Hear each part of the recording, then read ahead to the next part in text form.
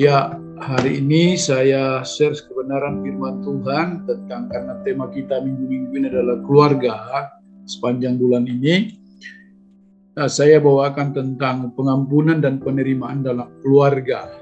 Bapak Ibu yang Tuhan Yesus kasihi, saya tidak menggurui Bapak Ibu yang hadir di doa pagi ini karena rata-rata sudah senior semua ya, udah punya cucu, dan saya ini masih muda dalam membangun rumah tangga.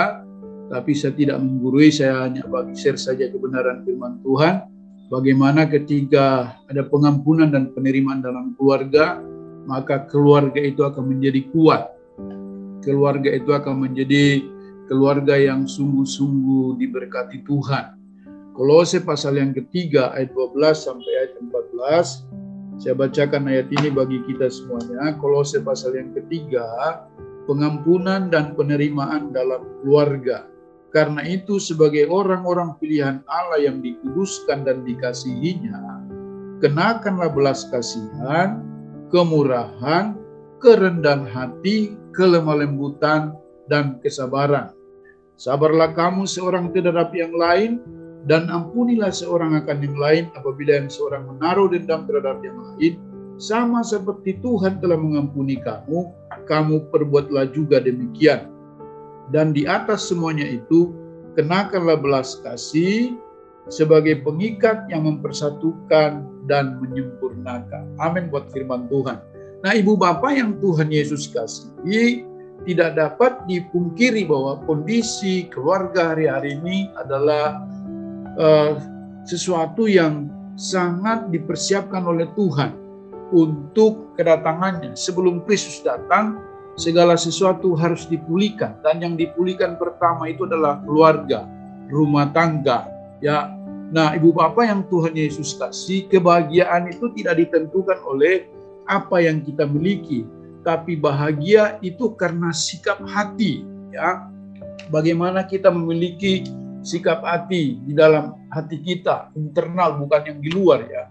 Bagaimana ketika kita diperhadapkan dengan pasangan hidup kita dengan keadaan, ya bagaimana kita berespon dengan keadaan yang ada. Apakah aksi kita negatif atau sebaliknya reaksi kita positif. Nah, kuncinya adalah pengampunan. Kalau kita memberikan pengampunan baik terhadap anak kita maupun terhadap suami dan istri ketika berbuat salah, maka saya percaya respon hati kita adalah sesuatu yang benar. Dan ini bukan saja hanya dalam rumah tangga, tapi dalam seluruh kehidupan kita. Apa saja yang kita lakukan, hati itu menentukan. Ya, saya kemarin lihat ada video klip yang dikirim, ada teman dari WA, di Amerika orang demo. Orang tua marah karena di sekolah dimasukkan kurikulum LGBT. Ya, dan ketika didengar itu, orang-orang yang merasa LGBT ini datang demo, dan sampai ada demo yang besar-besar kepada pemerintah, kepada orang yang menolak ini. Nah, kondisi seperti ini sedang kita alami. Nah, kenapa terjadi kekerasan, pemberontakan, ya, kenapa terjadi tawuran, ya, aksi-aksi yang di luar daripada kendali kita, itu dimulai semuanya dari rumah tangga. Apa yang sedang terjadi di keluarga kita? Tapi saya lihat bahwa kita yang hadir semuanya adalah keluarga-keluarga yang sudah luar biasa, yang sudah melewati masa-masa itu. Kami yang muda-muda ini berdoa supaya anak-anak kami adalah anak-anak yang takut akan Tuhan. Nah, kita bersyukur. Nah, masalahnya ke depannya adalah generasi cucu-cucu Bapak Ibu ini yang akan menghadapi kondisi situasi yang sangat sulit. Ya, kesulitan, tantangan di depan ada. Tetapi kita percaya ketika di dalam keluarga ada pengampunan dan penerimaan, maka anak-anak itu tidak akan keluar dari rumah, tidak akan terjadi pemberontakan, tetapi yang ada adalah kehidupan yang diberkati oleh Tuhan. Ada damai. Nah, beberapa hal yang saya mau sampaikan pada pagi hari ini, pengampunan sejati dan penerimaan berarti yang pertama melepaskan hak untuk membalas dendam. Jadi kita tidak boleh membalas dendam. Ya. Kalau kita balas, maka kita menjadi Tuhan. Karena firman Tuhan berkata, pembalasan adalah haknya Tuhan. Dalam perjalanan rumah tangga saya bersyukur, ya, saya ingat hampir 20 berapa tahun yang lalu saya datang di Kelapa Gading. Yang pertama ketemu saya itu kalau tidak salah Pak Wito dan Bu Eti. Ya, datang ke rumahnya Om. Itu Joel itu masih kecil banget, culun, ya kan? Tapi sampai hari ini Joel sudah besar, dan saya bersyukur anak-anak kami adalah anak-anak yang tidak pernah membuat kami susah, karena mereka setia juga dalam pelayanan, dan sampai hari ini mereka aktif dalam pelayanan, walaupun bukan full time ya, jadi hamba Tuhan seperti saya. Tetapi saya bersyukur bahwa mereka punya hati, lalu tidak ada pemberontakan, tetapi mereka bersyukur. Nah, oleh sebab itu bagaimana kita menjalani pernikahan dan rumah tangga kita? Pengampunan itu sesuatu yang dibutuhkan oleh setiap kita.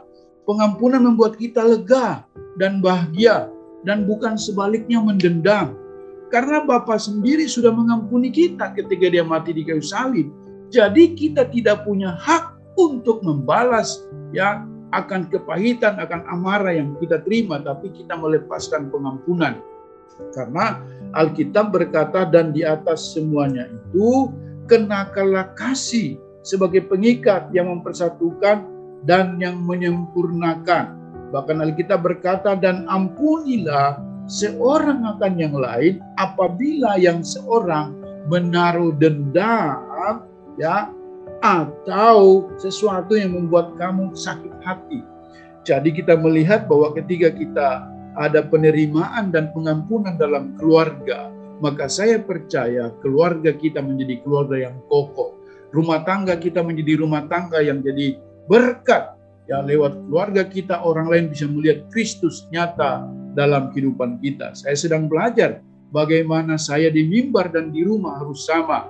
Tidak jago di mimbar, tapi di rumah jadi tidak berkat. Nah, yang menikmati kehidupan saya adalah Neti dan anak-anak. Ketika mereka melihat saya, apa yang saya katakan di mimbar sama di rumah beda, maka mereka akan berkata, Papa ini tidak benar jadi pelaku firman.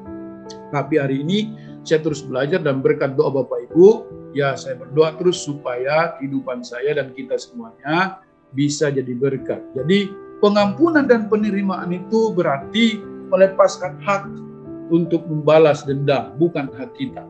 Lalu yang berikutnya adalah pengampunan dan penerimaan berarti menyadari Tuhan telah mengampuni kita. Ya, Matius 6, Matius 18, 24 sampai 27, sampai berapa kali kita mengampuni? Alkitab berkata 70 sampai 7 kali, ya, artinya unlimited, tidak terbatas. Seperti hutang yang 10.000 talenta, diampuni.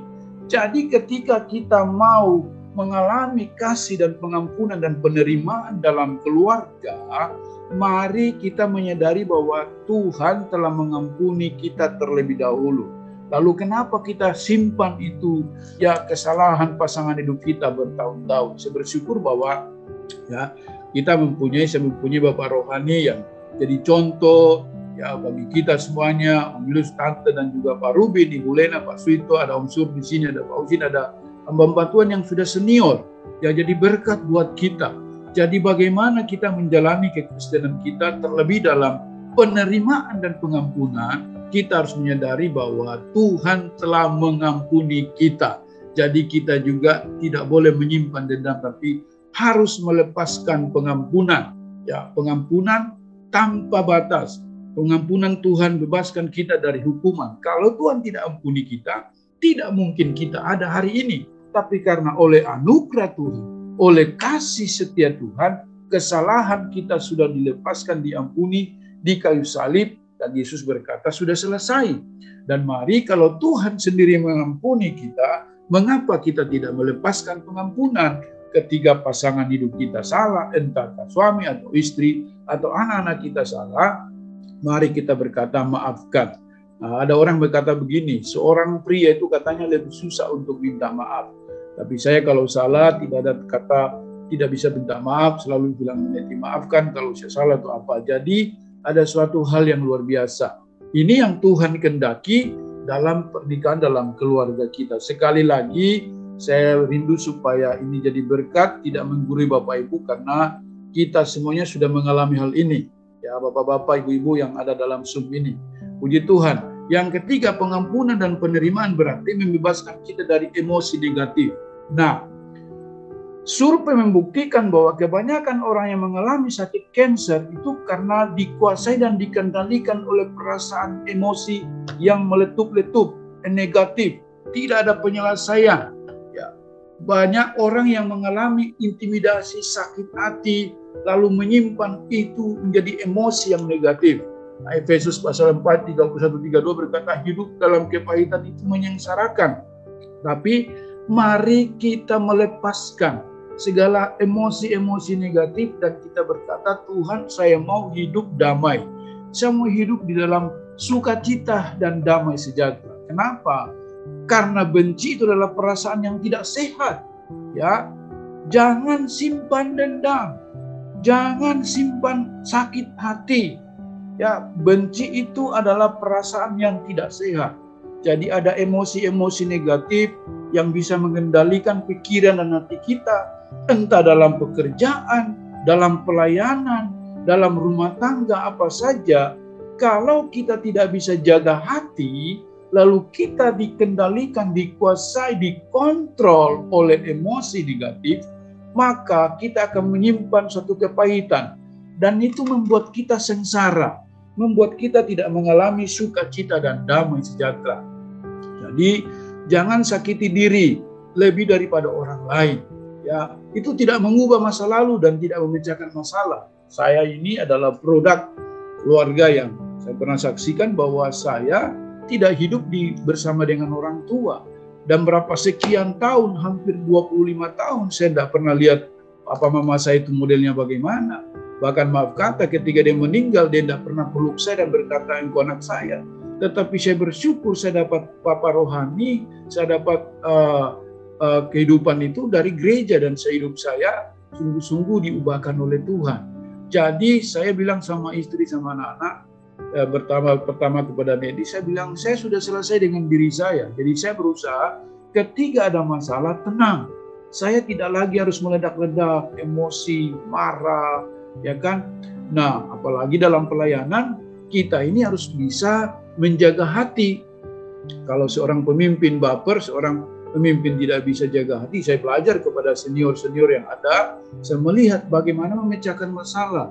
Tidak lari dari persoalan, tetapi tenang, diam, dan minta hikmah. Begitu juga, kadang-kadang ada suatu perasaan mungkin yang tidak bisa dikendalikan, tetapi perlu Roh Kudus mengintervensi kita, sehingga setiap kata-kata kita, itu kata-kata yang memberkati. Karena firman Tuhan berkata, jangan ada perkataan kotor yang keluar dari mulutmu, tapi hendaklah memperkatakan perkataan yang membangun, yang memberkati, yang memotivasi, yang menguatkan, ya, sehingga kita bisa mengalami ya anugerah Tuhan dalam kehidupan kita.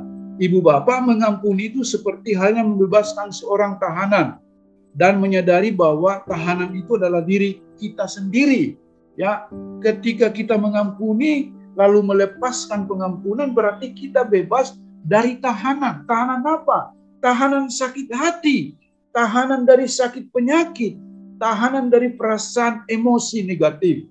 Kalau kita melepaskan ini, nah sepanjang perjalanan kehidupan kita, tentunya kita akan diperhadapkan dengan hal-hal yang demikian. Dan orang yang terdekat dalam hidup kita berpotensi besar untuk bisa membuat kita marah, emosi, tapi ketika kita tenang, minta Tuhan, maka kita bisa melepaskan perasaan sakit hati emosi kita.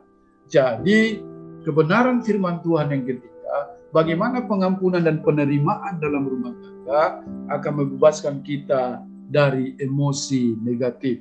Emosi-emosi negatif, hal-hal yang kasar tidak pernah membawa dampak yang positif dalam hidup kita. Hanya mencuri sukacita dan damai sejahtera kita. Tapi ketika kita tenang, ketika kita berdoa dan minta kepada Tuhan, maka perkara-perkara yang mungkin menyakitkan hati kita, kita serahkan kepada Tuhan. Amin. Yang keempat, yang terakhir, pengampunan dan penerimaan berarti melakukannya terus karena kasih. Hari ini, tidak berhenti hari ini, besok seterusnya.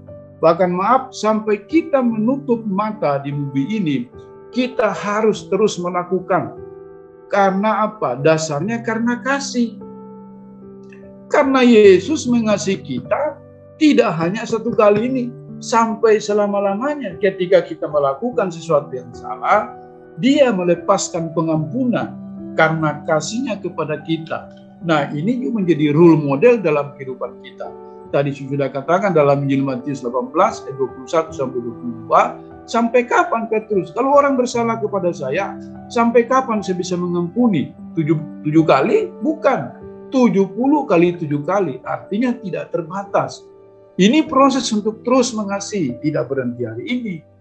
Dalam segala hal, ya, baik di pelayanan, di pekerjaan, di rumah, dimanapun, Tuhan rindukan kita untuk terus mengasihi, ya, pasangan hidup kita, sahabat kita, orang terdekat, teman kita.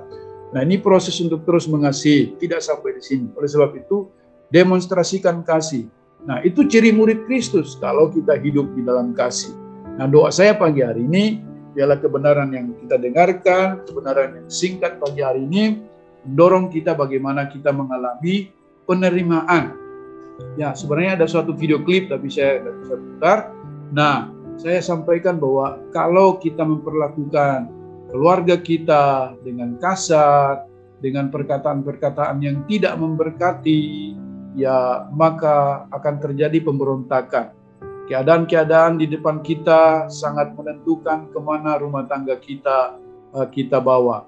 Nah, ada pepatah mengatakan, jika kita satu perahu, mari kita mendayung ke arah yang sama.